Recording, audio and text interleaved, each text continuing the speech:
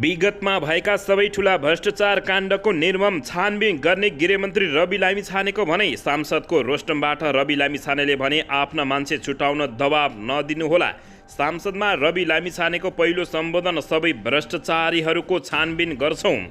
केपी शर्मा ओलीले संसद विघटन सही हो भन्दा प्रचण्ड टेबल ठोकौँ कि नठोकौँ भनेर अल्मलिनु भएको नेता गगन कुमार थापाको अभिव्यक्ति। प्रचण्डलाई बधाई दिँदै पूर्व प्रधानमन्त्री देउबाले भने यो प्रतिनिधि सभाबाट जनताले धेरै अपेक्षा गरेका छन्। नेकपा माओवादी केन्द्रद्वारा सबै दल तथा स्वतन्त्र सांसदहरूलाई सरकारको पक्षमा विश्वासको मत दिन आग्रह। प्रचण्डलाई विश्वासको मत दिन नेकपा माओवादी केन्द्रले हिप जारी गर्ने। एकीकृत समाजवादी पार्टी पनि सत्तारूढ दल गठबन्धनमा बागमतीमा मुख्यमन्त्रीलाई गर्यो समर्थन। प्रधानमन्त्री प्रचण्डले विश्वासको मत पाउनुहुन्छ तर धेरै चुनौती भएको पूर्व प्रधानमन्त्री केपी शर्मा ओलीको अभिव्यक्ति। कुनै बेला मेरो नामै लिन निषेध गरिएको ठाउँमा उभिँदा नौलो अनुभूति भइरहेको डाक्टर सीके राउतको अभिव्यक्ति। सांसदको पहिलो सम्बोधनमा रञ्जिता श्रेष्ठले मागिङ रेशमलाल चौधरीका लागि न्याय। पूर्व राजा ज्ञानेन्द्र शाह एकाएक परिवार सहित गए जनकपुर, किन गए त्यसबारे सम्पूर्ण जानकारी। उमेर पुगेको भोलिपल्ट पासपोर्ट बनाएर विदेश जाने अवस्था अन्त्य हुनुपर्ने राजेन्द्र लिङदेलको अभिव्यक्ति। खगराज अधिकारी गण्डकी प्रदेशको मुख्यमन्त्रीमा भए नियुक्ति। नेप्सेले सजिलै पार गर्यो 2200 मनोवैज्ञानिक रेखा, यसकारण बढ्दैछ बजारमा थप सेयर बजारबारे चलपल। नेकपा एमाले नेतृत्वको प्रदेश 1 सरकारमा नेकपा माओवादी केन्द्र सामेल नहुने। मलेसियामा बन्धक बनाइएका 19 जना नेपालीको तत्काल उद्धार गर्न प्रधानमन्त्री पुष्पकमल दाहाल प्रचण्डको निर्देशन। र भारतबाट नेपाल आउँदै गरेको बस दुर्घटना, 3 जना नेपाली सहित 4 जनाको मृत्यु। मलेसियामा बन्धक बनाइएका 19 जना नेपाली कामदारको उद्धार गर्न सरकारले थाल्यो पहल। देशमा सांसद र मन्त्रीको कारखाना मात्रै खोलिएको चित्रबहादुर केसीको अभिव्यक्ति। अब हेर्नुहोस् पुरा समाचार।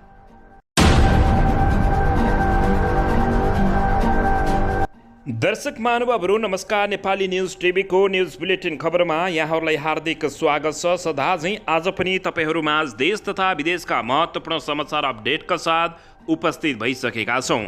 दर्शक महानुभावहरू, हामीलाई तपाईहरूले कहाँदेखि हेर्दै हुनुहुन्छ नेपाल भई जिल्ला र ठाउँको नाम लेख्नुहोला।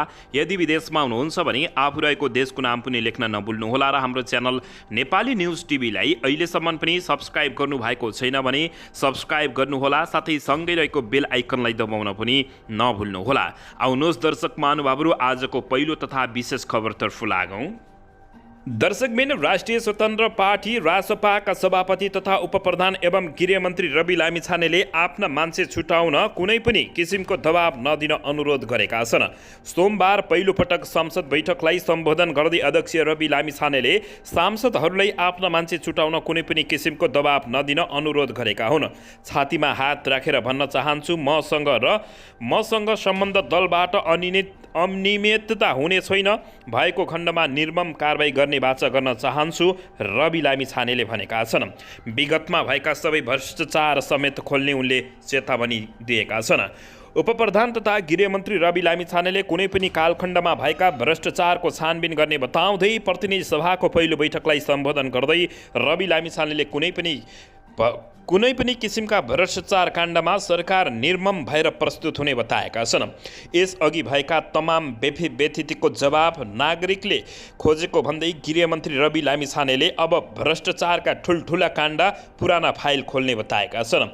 यस अगाडि यो मुलुकमा भएका तमाम व्यथितिहरू, त्यसको जवाबदेहिता नेपाली जनताले खोजिरहेको गृहमन्त्री रवि लामिछानेले बताउँदै आज संविधान प्राप्त भइसकेपछि दोस्रो पटक यो संसद अधिवेशनको पहिलो दिनमा हामीले भन्नै पर्छ वर्षौंदेखि भ्रष्टाचारका विभिन्न काण्डहरू मच्चाएको र जनता निराश भएको अवस्थामा के अबको सांसदले त्यो भारी बोकिरहन्छ कि त्यो भारीलाई बिसाउँछ भनेर प्रश्न समेत गरेका छन्। र भ्रष्टाचारको सम्पूर्ण पुराना फाइलहरू खोल्नका लागि एकबद्धता कायम गर्छ भन्दै प्रश्न गरेका हुन्। मलाई विश्वास छ, उनले भने, लिखित रूपमा हामीले साझा न्यूनतम कार्यक्रम मार्फत कुनै पनि कालखण्डमा भएका भ्रष्टाचारको निर्मम छानबिन गर्ने भन्ने कुरा त्यसभित्र एउटा बुदाको रूपमा राखेका छौँ, उनले बताएका छन्।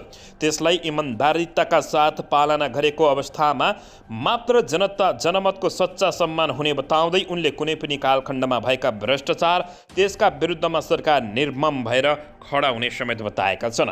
न्यूनतम साझा कार्यक्रममा नै इतिहासको कुनै कालखण्डमा भएका भ्रष्टाचारहरूको विरुद्ध सरकार निर्मम भएर खडा हुने उल्लेख गरेको रवि लामिछानेको भनाइरहेको छ। कुनै पनि कालखण्डमा भएको भ्रष्टाचारको निर्मम छानबिन गर्ने भन्ने कुरा सरकारका न्यूनतम साझा कार्यक्रममा बुदाका रूपमा उल्लेख गरेका छौँ। सरकार भ्रष्टाचारका विरुद्ध सरकार निर्मम भएर खडा हुन्छ, रवि लामिछानेले बनाएका छन्। यस्तै उनले आफू र आफू सम्बन्ध दलका सांसद कुनै पनि अनियमिततामा नमुछिने ठोकुवा समेत गरेका हुन्। म सम्बन्ध दलका सांसद कुनै पनि किसिमका अनियमिततामा संलग्न हुने छैनौँ, नागरिकलाई दुःख दिने कुनै काण्डमा मुछिने छैनौँ। उनले भने म र मेरा सांसदहरूका कारण जनताले शिर झुकाउनु पर्ने छैन। उनले भने हामी आफ्नो कर्तव्य पालना गर्ने कुरामा कहीँ कतै चुक्यौँ भने पद र कुर्सीमा टाँसिरहने छैनौँ, झुन्डाइरहने छैनौँ। प्रधानमन्त्री र सत्ता साझेदार दलसँग पनि प्रतिबद्धता यसै मार्फत जनाउने गृहमन्त्री रवि लामिछानेले बताएका छन्। दर्शकबिन यसैबीच केपी शर्मा ओलीले संसद विघटन सही हो भन्दा प्रचण्ड टेबुल ठोकौँ कि नठोकौँ भनेर अल्मनु भएको गगन थापाले बताएका छन्।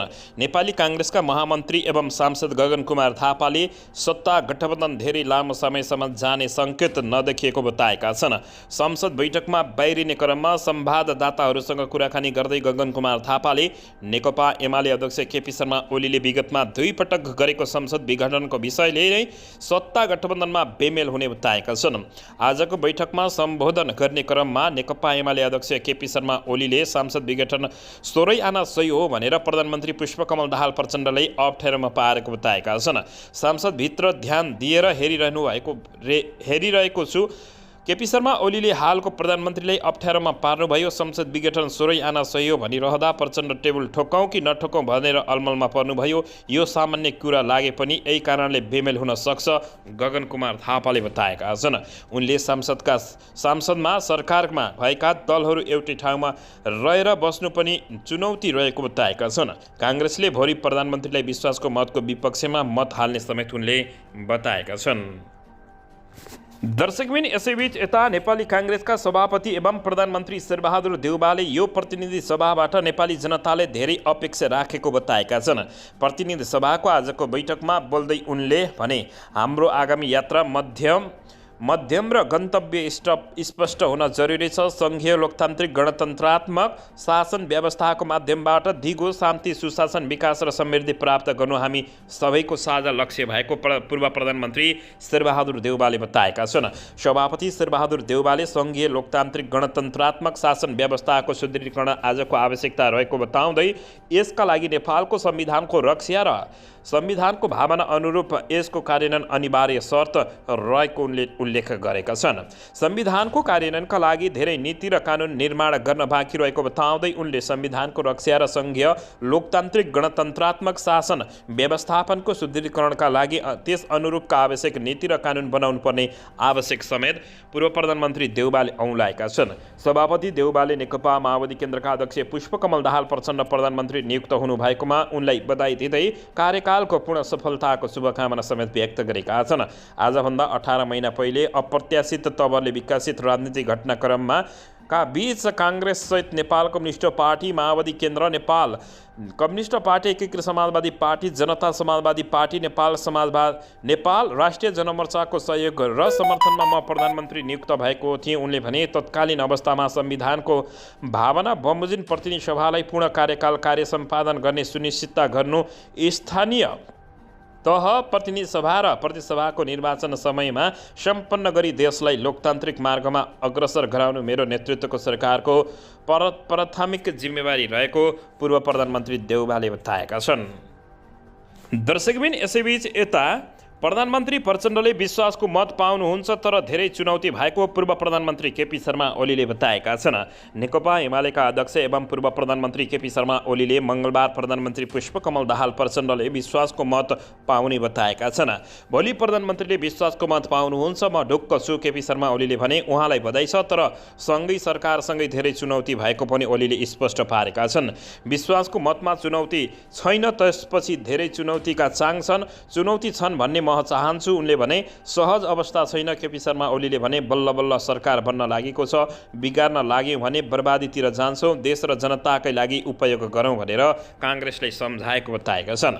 सरकारका अगाडि सुशासन कायम गर्ने, भ्रष्टाचार रोक्ने, सामाजिक न्याय दिलाउने, विभिन्न आन्दोलनका घाउको चुनौती, जनताका जनअपेक्षा जस्ता धेरै विषय बाँकी रहेको पनि केपी शर्मा ओलीले बताएका छन्। राजनीतिक बन्दीको मुद्दा मामिलाका विषयमा पनि सरकारको प्राथमिकतामा रहेको केपी शर्मा ओलीको भनाइरहेको छ। शान्ति सुरक्षाको चुनौती रहेको केपी शर्मा ओलीले भनाइ राख्दै अन्ततः प्रधानमन्त्री पुष्पकमल दाहाल प्रचण्डले विश्वासको मत त पाउनुहुन्छ, तर अगाडि धेरै चुनौतीका चाङ भएको पूर्व प्रधानमन्त्री केपी शर्मा ओलीले बताएका हुन्। दर्शकबिन, यसैबीच यता कुनै बेला मेरो नामै लिन निषेध गरिएको ठाउँमा उभिँदा नौलो अनुभूति भइरहेको छ भन्दै डाक्टर सीके राउतले अभिव्यक्ति दिएका छन्। जनमत पार्टीका अध्यक्ष सीके राउतले संसदमा पहिलोपटक उभिँदा नौलो अनुभूति भएको बताएका छन्। सोमबार प्रतिनिधि सभाको पहिलो बैठकलाई सम्बोधन गर्दै अध्यक्ष सीके राउतले कुनै बेला आफ्नो नाम लिन पनि निषेध गरिएको ठाउँमा उभिँदा नौलो अनुभूति भएको बताएका छन्। उनले भने, आज यो ठाउँमा उभिराख्दाखेरि पक्कै पनि नौलो अनुभूति भइराखेको छ। खास गरी जुन ठाउँमा कुनै बेला मेरो नाम मात्र लिन पनि निषेध गरिएको थियो, त्यो ठाउँमा आज आफै उभिएर बोल्न पाउँदा पक्कै पनि एउटा नयाँ अनुभूति भएको सीके राउतले बताएका छन्। देशमा केही गर्छु भन्ने हुटुटीका साथ अगाडि आएकोले अब देशमा केही गरेर पक्कै पनि देखाउनु पर्ने र अब जनताको लागि काम गर्नुपर्ने उनले अठोट गरेका हुन्। दर्शकबिन, यसैबीच यता सांसदको पहिलो सम्बोधनमा रञ्जिता श्रेष्ठले रेशमलाल चौधरीको लागि न्यायको माग मागेकी छिन्। नागरिक उन्मुक्ति पार्टीकी अध्यक्ष रञ्जिता श्रेष्ठले आफ्नो पति तथा थारू नेता रेशम चौधरीका लागि न्याय मागेकी छिन्। प्रतिनिधि सभाको पहिलो बैठकमा सोमबार नागरिक उन्मुक्ति पार्टीको तर्फबाट सम्बोधन गर्दै उनले न्यायको आशा गरेको बताएकी छिन्। आखिर निर्दोष नागरिकलाई किन जेलमै राखिरहने, निर्दोष थारूहरूलाई किन जेलमै राखिरहने, आज यही बाट नै न्याय माग्छु र न्याय दिने आशा पनि रहेको छ उनले भनेकी छिन्। श्रेष्ठले जिम्मेवार नेताहरूले रेशमलाल चौधरीलाई निर्दोष भन्ने गरेको स्मरण गरेकी छिन्। शेरबहादुर देउबा रोस्टमबाट, केपी शर्मा ओलीले कैलालीबाट, पुष्पकमल दाहाल प्रचण्डले टुलेखेल लगायतका स्थानबाट, गगन कुमार थापाले धनगढीको विशाल सभाबाट र रवि लामिछानेले पनि निर्दोष भएको उनले बताएकी छिन्। साथै उनले सर्वोच्च अदालतले लाल आयोगको प्रतिवेदन सार्वजनिक गर्नु भन्ने फैसलाको प्रतिलिपि सभामुखको भूमिकामा रहेका ज्येष्ठ सदस्य पशुपति शमशेर जबरालाई बुझाएकी हुन्। दर्शक महानुभावहरू, अन्ततः सांसदको पहिलो सम्बोधनमा रञ्जिता श्रेष्ठले रेशमलाल चौधरीका लागि न्याय मागेकी छिन्। दर्शकबिन, यसैबीच यता राष्ट्रिय प्रजातन्त्र पार्टीका अध्यक्ष राजेन्द्र लिङदेनले देशलाई शिरमा राखेर देशका समस्याहरू सामूहिक रूपमा समाधान गर्नेतर्फ अग्रसर हुनुपर्नेमा जोड दिएका छन्। आज सोमबार प्रतिनिधि सभाको पहिलो बैठकमा बोल्दै अध्यक्ष राजेन्द्र लिङदेनले देशका हरेक क्षेत्र अहिले ओह्रालो लागिरहेको भन्दै यसलाई सबै मिलेर समाधान गर्नेतर्फ सोच्नुपर्ने बताएका छन्। उनले उमेर पुगेको भोलिपल्ट युवाहरू राहदानी पासपोर्ट बनाएर विदेश जानु परिरहेको भन्दै यो समस्यालाई तत्काल समाधान गरी स्वदेश नै रोजगारी सिर्जना गर्न सरकारको ध्यान आकर्षण गराएका छन्। अध्यक्ष राजेन्द्र लिङदेनले किसानलाई समयमा मल र बिउ दिने कुरामा सरकारले बेलैमा सोच्नुपर्ने बताएका छन्। कसैलाई निषेध गरेर अगाडि बढ्ने अवस्था नरहेको भन्दै सबैलाई स्वीकार गरेर आपसी समझदारीमा काम गर्नुपर्ने उनको भनाइरहेको छ। उनले भने, अहिले देशको सबै क्षेत्र ओह्रालो लागेको अवस्था रहेको छ। अर्थतन्त्रको अवस्था पनि भनिरहनु पर्दैन। हामी केही अनभिज्ञ छैनौँ। बेरोजगारी कुन ढङ्गले बढेर गएको छ र उमेर पुगेको भोलिपल्ट हाम्रा युवाहरू राहदानी बनाउने र आमाको काख र बाउको काख छोडेर देश परिवार पाल्न हिँड्नुपर्ने नियति बनेको छ। कृषि प्रधान देश भन्छौँ। किसानले बाली लगाउने बेलामा मल पाउन सकेका छैनन्। मल पाउनु भाग्यको कुरा जस्तो भएको छ। विकास निर्माण कस्तो छ सबैलाई थाहा छँदैछ। अहिले भएको पनि सुस्त छ। हामी कसैलाई निषेध गरेर मात्रै अगाडि बढ्छु भन्ने अवस्था नभएको बताएका छन्। यसैबीच अध्यक्ष राजेन्द्र लिङदेनले भने, राप्रपा देशको अस्थिरताको कारक नबन्ने समेत प्रतिबद्धता जाहेर गरेका छन्। दर्शकबिन, यसैबीच यता नेकपा एमाले संसदीय दलका नेता खगराज अधिकारी गण्डकी प्रदेशको मुख्यमन्त्रीमा नियुक्त भएका छन्। यसैबीच प्रदेश प्रमुख पृथ्वीमान गुरुङले सोमबार अधिकारीलाई मुख्यमन्त्रीमा नियुक्त गरेका छन्। उनले नेपालको संविधानको धारा को उपधारा 2 बमोजिम मुख्यमन्त्रीमा नियुक्त गरेका हुन्। यसअघि अधिकारीले गठबन्धनका तर्फबाट 33 जना सांसदको समर्थनसहित प्रदेश प्रमुख गुरुङ समक्ष दाबी पेश गरेका थिए। अधिकारी यसअघि गृह र स्वास्थ्य मन्त्री भइसकेका छन्। अधिकारीलाई स्वतन्त्र सांसद हैसियतले राजीव गुरुङले समेत समर्थन जनाएका छन्। आइतबार गठबन्धनको बैठकले गण्डकी प्रदेशमा नेकपा एमालेलाई मुख्यमन्त्री दिने सहमति गरेको हो। दर्शकबिन यसैबीच यता पुँजी बजारले अर्को उचाइ कायम गरेको छ। सोमबार नेप्से सूचक 46.76 अङ्कले बढेर 2211.38 बिन्दुमा आइपुगेको छ। आम लगानीकर्ताको मनोविज्ञानमा निकै प्रभाव पार्न सक्ने 2200 को बिन्दुलाई सोमबार नेप्सेले सजिलै पार गरेको हो। सूचक निरन्तर बढ्दै जाँदा दैनिक टर्नओभरले पनि सपोर्ट गर्दै गएको छ। यस दिन 5 अर्ब 31 करोड रुपियाँको सेयर कारोबार भएको छ। दर्जन बढी कम्पनी सकारात्मकमा सर्किट लागेको छ। सूचकलाई कारोबार रकमले सपोर्ट गरिरहेकाले बजार थप बलियो बन्दै गएको जानकारहरूले बताएका छन्। करिब 17 महिनासम्म घटेर पिँधैमा पुगेको बजारमा अहिले छोटो समयमै उत्साह भरिएको अवस्था रहेको छ। निरन्तर गडबड हुँदा एकातिर सेयर भाव निकै सस्तो भएको थियो। मूल्य निकै सस्तो हुँदा पनि गलत नीति र सरकारको भरपर्दो सम्बोधन बिना नेप्सेले गति लिन नसकेको अवस्था रहेको थियो। अर्थात् आम लगानीकर्ताको मनोबल कमजोर रहेको थियो। तर नयाँ सरकारले पुँजी बजारलाई सम्बोधन गरेको छ। मन्त्री परिषद बैठकबाटै पुँजी बजार सुधारका लागि आवश्यक कार्य गरिने निर्णय गरिएको हो। प्रधानमन्त्री र अर्थमन्त्री दुवैले समग्र अर्थतन्त्रसहित पुँजी बजार सुधारका लागि काम गर्ने सार्वजनिक रूपमा उद्घोष गरेका हुन्। सरकारले सम्बोधन गरेकै कारण अहिले एकाएक लगानीकर्ताको मनोबल बढेको छ। यस्तै चालु पुँजी कर्जामा पनि केन्द्रीय बैंक लचक भएको छ। यसको मार्गदर्शन सम्बोधन गरेपछि निजी क्षेत्र पनि उत्साहित भएको छ। यसको प्रभाव पनि बजारमा परेको अनुमान गरिएको छ। यसैगरी पछिल्ला दिनहरूमा बैंकिङ प्रणालीमा तरलता थपिएको छ। तरलता अवस्था सहज भएसँगै अब मागदेखि ब्याजदर घट्ने अनुमान समेत भइरहेको छ। ब्याजदर घट्यो भने त्यो पुँजी बजारका लागि थप सकारात्मक पक्ष हुनेछ। ब्याजदर घट्ने विश्वासमै बजारले थप पोजिटिभ रियाक्ट गरेको अनुमान गरिएको छ। अहिलेसम्म बजार ठुलो कनेक्सन आएको छैन। कनेक्सन त भइरहेको छ, तर त्यो इन्ट्राडेमै कनेक्सन हुने नेप्से फेरि अगाडि बढ्दै गएको अवस्था छ। दर्शकबिन यसैबीच समग्र रूपमा नेपालको सेयर मार्केट बढेको अवस्था रहेको छ। दर्शकबिन यसैबीच यता प्रदेश नम्बर 1 मा बन्न लागेको नेकपा एमाले नेतृत्वको सरकारमा नेकपा माओवादी केन्द्र तत्काल सहभागी नहुने भएपछि विद्रोह मच्चिएको छ। केन्द्रको निर्णयप्रति असहमति जनाउँदै नेकपा माओवादी केन्द्रले आज बन्न लागेको नेकपा एमाले नेतृत्वको सरकारमा सहभागी नहुने बताएको छ। आइतबार सत्ता साझेदार दलहरूको बैठकले भागभण्डा मिलाउन प्रदेश 1 सरकारको नेतृत्व 5 वर्ष नेकपा एमाले लिने निर्णय गरेको थियो। उक्त निर्णयप्रति असन्तुष्टि जनाउँदै प्रदेश 1 मा नेकपा माओवादी केन्द्र सरकारमा सामेल नहुने संसदीय दलका नेता इन्द्रबहादुर आङ्बेले बताएका हुन्। प्रदेश नम्बर 1 मा पनि नेकपा एमाले र नेकपा माओवादीले आधा कार्यकाल नेतृत्व पाउनुपर्ने र यो लिखित रूपमा सम्झौता नभएसम्म आफूहरू सरकारमा नजाने नेता आङबेङले भनाइरहेको छ। आङबेङको केन्द्रको निर्णयबाट प्रदेश 1 माओवादी केन्द्र अपमानित भएको निर्णय पुनरावलोकन नभएसम्म सरकारमा जान नसकिने उनले चेतावनी दिएका छन्। प्रदेश 1 मुख्यमन्त्रीमा नेकपा एमालेका हिक्मत कार्कीले आइतबार नै मुख्यमन्त्री नियुक्ति भइसकेका छन्। मुख्यमन्त्री कार्कीले आजै मन्त्रीमण्डल विस्तार गर्ने तयारी रहेको छ। दर्शकबिन यसैबीच यता भारतबाट नेपाल आउँदै गरेको बस दुर्घटना हुँदा 4 जनाको मृत्यु भएको छ भने 17 जना घाइते भएका छन्। मृत्यु हुनेमा 3 जना नेपाली र 1 भारतीय रहेका छन्। शनिबार राति 12 बजे भारतको गुजरातबाट लखनऊ हुँदै नेपालतर्फ आइरहेको बस दुर्घटना हुँदा कैलाली टिकापुर ज्योतिनगरका 40 वर्षीय ललित साउद र 45 वर्षीय चन्द्र साउदको मृत्यु भएको छ। अन्य 2 जनाको भने शनाखत नभएको अवस्था रहेको छ।